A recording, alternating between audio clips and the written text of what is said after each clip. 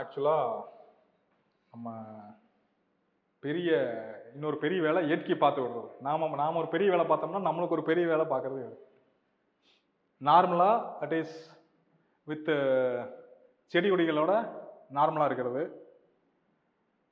But when the water content இதில் அதிகமாக add ஆக ஒரு ஸ்டீப் ஸ்லோப் இருக்குது அல்லது ஜென்டில் ஸ்லோப் இருக்குது, ஒரு சாய்வான ஒரு மலைப்பாங்கான பகுதிகளில் நீரினுடைய அளவு, ஈரப்பதத்தினுடைய அளவு எந்த அளவுக்கு அதிகமாகுது, எவ்வளோ ஃபாஸ்ட்டாக அதிகமாகுது, ரெண்டு இருக்குது. ஈரப்பதம்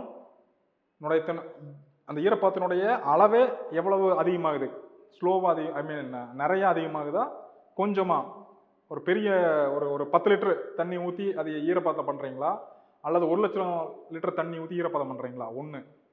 இன்னொன்று, இந்த ஈரப்பதமானது 10 வருஷத்தில் நடக்குதா, 100 வருஷத்தில் நடக்குதா, 1000 வருஷத்தில் நடக்குதா, இந்த ரெண்டும் பேஸ் பண்ணி இந்த விஷயங்கள் நடக்கும். ஓகே, இது வந்து மனிதர்களால் பார்க்க முடியாது, அது அல்லது உணர முடியாத மூமெண்ட்டாகவும் இருக்கும், அல்லது மனிதர்கள் பார்த்த உடனேயே மனிதர்களும் இறந்தக்கூடிய நிலைமையிலையும் நடக்கும். That is landslide.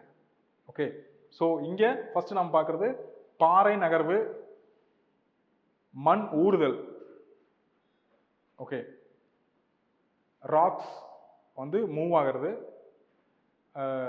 சாலிஃபிகேஷன், soil is becoming adding the liquid, water வந்து ஆட் ஆகுது, அதனால இந்த சாயில் வந்து மண் வந்து ஊறிட்டே இருக்கு.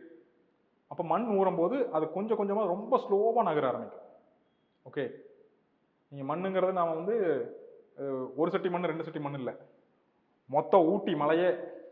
இந்த ஊட்டி ஏன் போய் ஊட்டி சொல்லுவோம், ஆல்ரெடி நடந்து வயநாடை வச்சுக்குவோம், ஊட்டி நல்லா தான் இருக்கு அப்படியே இருக்கட்டும், வயநாடு சொல்லுவோம்.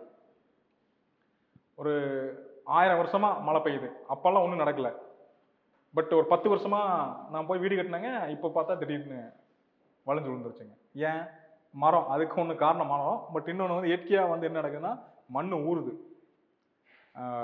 தி மாய்ச்சர் கண்டென்ட் அப்படிங்கிறது ரொம்ப ரொம்ப முக்கியம். நாம் இப்போ எப்போ வந்து இந்த லேண்ட்ஸ்லைட் நடக்கும், எவ்வளோ சீக்கிரம் நடக்கும் அப்படிங்கிறத நம்ம ஆராய்ச்சியில் சொல்ல முடியும். இப்போ அந்த டெக்னாலஜி முன்னேறிச்சு. இப்போ நம்ம இந்த இதெல்லாம் பார்க்குறீங்க, இந்த கிளேசியர்ஸில் ஐஸ் கேம்ஸ் எல்லாம் பண்ணுவாங்க, விளையாடுவாங்க. அது என்னது, ice hiking, skiing, SKIING, skiing சொல்லுவோம். பனிச்சறுக்கு விளையாட்டு எல்லாம் சொல்கிறோம்ல, நீங்கள் ஒரு சில யூடியூப் வீடியோஸ்லாம் பார்த்துருப்பீங்க. பனிச்சறுக்கு போயிட்டு இருக்கும்போதே மொத்தம் அந்த பாறையே அவலாஞ்சே அப்படியே வந்து விழுவும் இல்லையா? மொத்தமாக அந்த கேமில் இருக்கிற யாருமே இருக்க மாட்டாங்க, அந்த அளவுக்கு விழுந்துடும். ஸோ அதை வந்து முன்னாடியே ப்ரிடிக்ட் பண்ண முடியும். இப்போ அந்த டெக்னாலஜி வந்துருக்கு. எப்படின்னா, நீங்கள் அது ஒரு சில மெஷின்ஸ் எல்லாம் இருக்குது, ஒரு பெண்ணு மாதிரி தான் இருக்கும், அதை நீங்கள் உள்ளே அமுத்தி நீங்கள் பார்த்தீங்கன்னா அந்த ஃபர்ஸ்ட் லேயர் வந்து எவ்வளோ ஃபாஸ்ட்டாக வந்து மெல்ட் ஆகுது அல்லது நகருது, வெட்டி எடுத்தோம்னா எவ்வளோ சீக்கிரம் அது வருது அப்படிங்கிறத வச்சு இந்த பனிப்பாறை எந்த டைமில் உருக போகுது, இப்போ நம்ம அந்த கேம்ஸ் நடத்தலாமா வேண்டாமா அப்படின்னு சொல்கிற அளவுக்கு நம்ம டெக்னாலஜி இருக்குது. அதே மாதிரி தான் இங்கேயும் நீங்கள் இவ்வளோ 1000 லிட்டர் தண்ணி ஊற்றுனீங்கன்னா அது எந்த அளவுக்கு ஊறுது, அந்த எந்த அளவுக்கு நகர ஆரம்பிக்குது அப்படிங்கிறத வச்சு இன்னைக்கு லேண்ட்ஸ்லைட் நடக்குமா, நாளைக்கு நடக்குமா, இல்லை நடக்கவே நடக்காது அப்படின்னு சொல்ல முடியும். ஓகே, பட்டு இங்கே அன்ஃபார்ச்சுனேட்லி அதை சொல்ல முடியாத அளவு. இப்போ நம்ம போகிறோம், மாதவ் காட்கில் அவர் சொல்கிறாரு போய் ஆராய்ச்சி பண்ணிட்டு வாங்கன்னு, நம்ம டீம் போகுது, ஆராய்ச்சி பண்ணிட்டு சார் ஒன்றும் பிரச்சனை இல்லை சார், நல்லபடியாக தான் இருக்குது அப்படின்னு கிளம்பி வர்றோம். 6 மாதத்தில் போனீங்கன்னா 10 ரிசார்ட் கட்டியிருப்பானுங்க, அதுக்கு நாமளா பொறுப்பு? சார் நான் சொல்லும் போது கரெக்டாக தான் இருந்தது, அங்கே வந்து 10,000 மரம் இருந்துச்சு, இப்போ 10 ரிசார்ட் கட்டுறதுக்காக மரங்களை அழிச்சிட்டாங்க, போச்சு. பாறை மொத்தமாக நகருது, ஸ்லோவாக நகருது, மொத்தமாக கீழே விழுது. திஸ் இஸ் கால்டு செங்குத்தான சரிவு, மண் வீழ்ச்சி. Okay, land slide. இது சேறு வழிதல், தென் பாறை கூழ் வழிதல், பாறை சேறு. This is on glacier, this on volcanic mountains.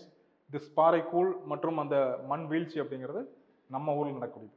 எங்கே வந்து அதிகமாக மழை பெய்யுதோ, டிராபிக்கல் எவர்கிரீன் ரெயின் ஃபாரஸ்ட் எங்கெங்கெல்லாம் இருக்கோ அந்த ரீஜனில் நடக்குது.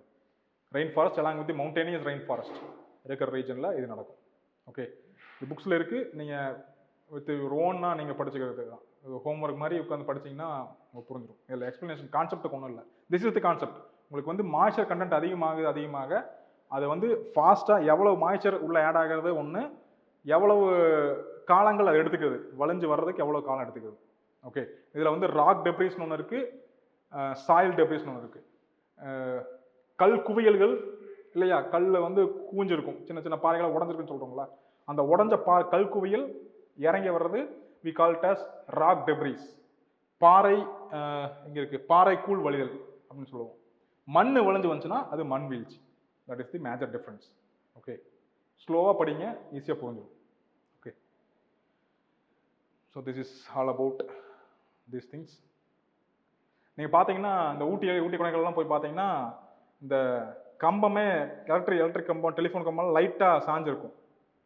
அது அந்த ஊருக்காரங்களுக்கே தெரியாது. நம்ம வெளியே இருந்து போகிறவங்க தான் ஏன் சாஞ்சிருக்குன்னா அது நேராக தான் இருக்குதும்பாங்க.